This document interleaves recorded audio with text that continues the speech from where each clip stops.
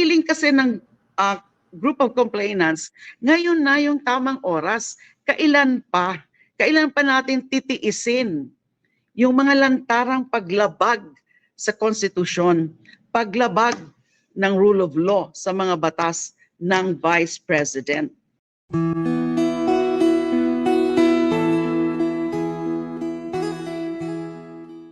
Tagal na po narration ni Senator Trillanes at hindi nga nag-prosper yung kaso dyan sa ombudsman. At tama, di ba, tinanggal yung dating Deputy Overall Ombudsman. Ang tanong ko po rito, kung sakaling gumulong yung impeachment trial or miski yung proseso pa lang dyan sa Justice Committee, pwede po ba i-require yung, yung AMLAC o kaya mga bangko to produce those bank documents para magkaalaman na once and for all? Hindi na kailangan magsampalan.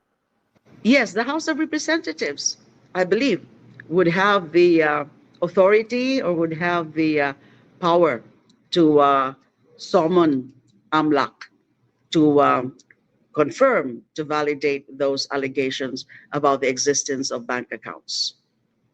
Pwede, no? So, doon na ilalabas yung mga dokumento kung sakali, kung accurate man, na talaga meron siyang ganung bank deposits. Okay. Yes.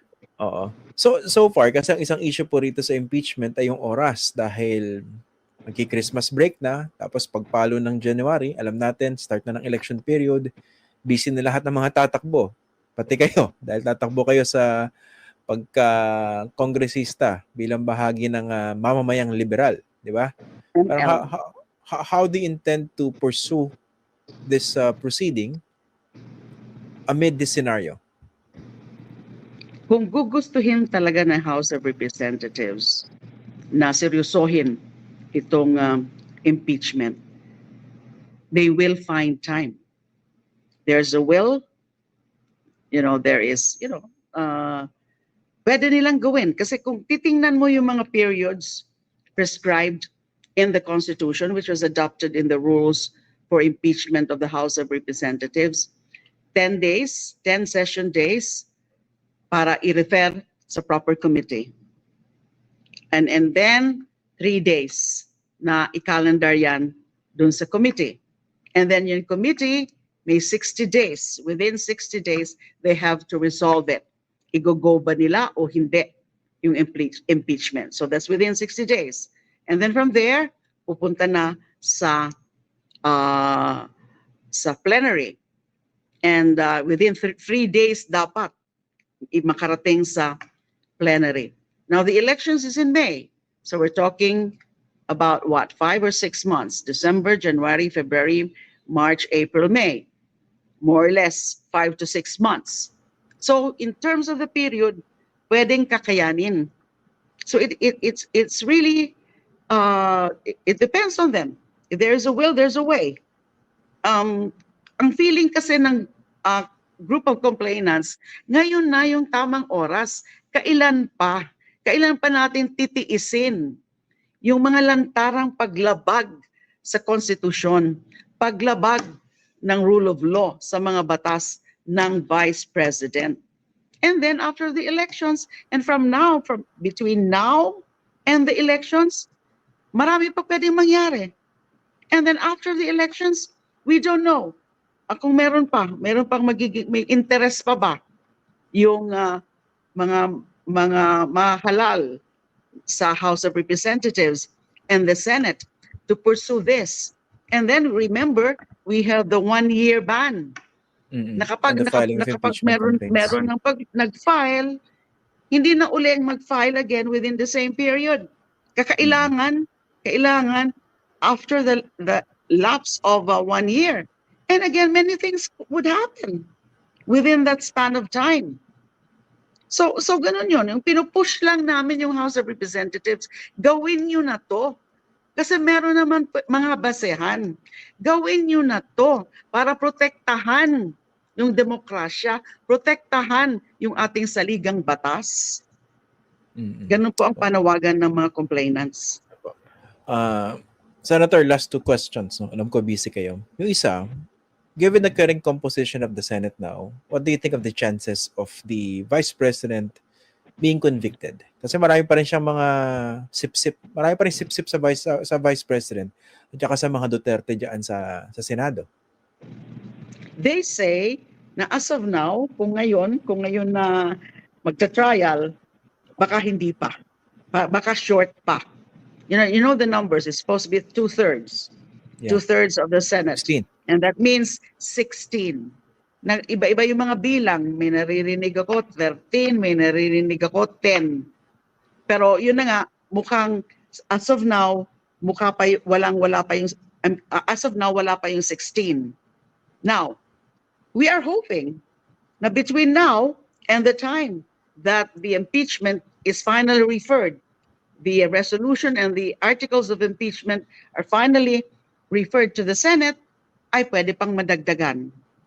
And sa tingin ko, sa ano rin yan these members of the House of Representatives and the Senate, being politicians, I think kung magkakaroon ng public talaga, if the reaction of the public, if the sentiment of the public is such na sumusuporta sa move na ito, then they have no choice. They have to listen to the people. They have to listen to their constituents. Yun po ang sa tingin namin. Okay. Finally, Senator, gusto kong kunin po yung opinion nyo dahil dati po kayong Justice Secretary. So ngayon kasi merong parang munting girian, yung DOJ at saka yung Ombudsman, as to whether the Ombudsman should step in dito sa mga lumalabas na against the Vice President sa House. Ano po bang pagtingin nyo rito? Pwede na po bang pumasok yung Ombudsman at initiate ng kanyang investigasyon doon sa mga posibleng violation ng Vice President bilang isang Vice Presidente, parte ng kanyang opisyal na trabaho? Opo, para sa akin, kailangan na rin po ng Office of the Ombudsman na makialam. Para sa akin, siguro naman the Office of the Ombudsman is monitoring these hearings, is monitoring yung mga naririnig sa Vice President. And it has broad powers. Ombudsman has broad powers to investigate this. Di ba? Any and all, I'm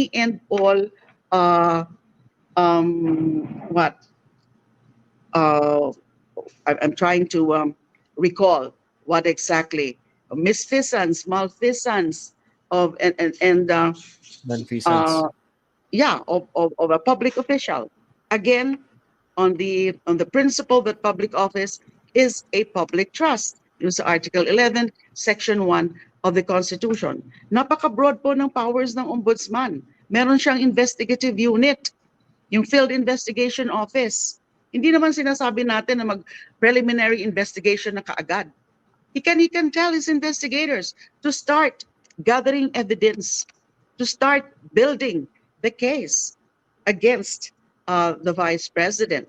So we don't know why there is such an hesitance on the part of the Ombudsman. Tama po yung DOJ na pinapakiusapan na nila yung Ombudsman to also act. Kasi yung DOJ, hindi naman lahat ng violations pwedeng i-cover ng DOJ. Mas broad yung nasa Ombudsman, lalo na that the salary grade of the Vice President is certainly high enough to fall within the jurisdiction of the Office of the Ombudsman. Bilang Pangulo, bibiruin ko lang kayo kasi may mga nakikita akong comments, Sana pagkatapos daw ng termino ni Ombudsman Martires, sana kayo naman daw yung i-appoint sa Ombudsman. Nako, Christian, para mas proactive. Alam mo, yung yan, matagal-tagal na yan. For weeks already, I've been receiving kung ano-ano nadidinig nyo rin? Okay. Naririnig ko na. I don't know where is that coming from. Hindi ko alam sino nagpapakalat dyan.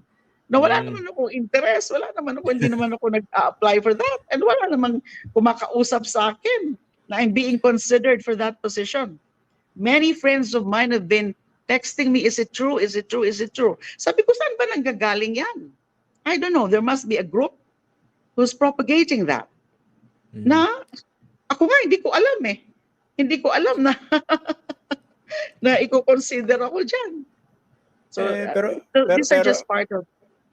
Yes. Awkward sa inyo yan, pero at least ang normal na pagtingin naman sa mga nakakausap ko, you're very qualified for that position and you have the integrity for that, diba? Yun naman ang yun ang positive take dito ng marami ng mga nakakausap ko. Ayan. Yun lang po. Gusto ko Salamat, lang maging awkward Congressman. kayo. Okay. Maraming salamat po, former Senator Leila De Lima, for joining us tonight dito po sa Facts First. Maraming Always an salamat po. absolute pleasure being interviewed by you, Christian. Maraming salamat. Magandang gabi po sa inyong lahat.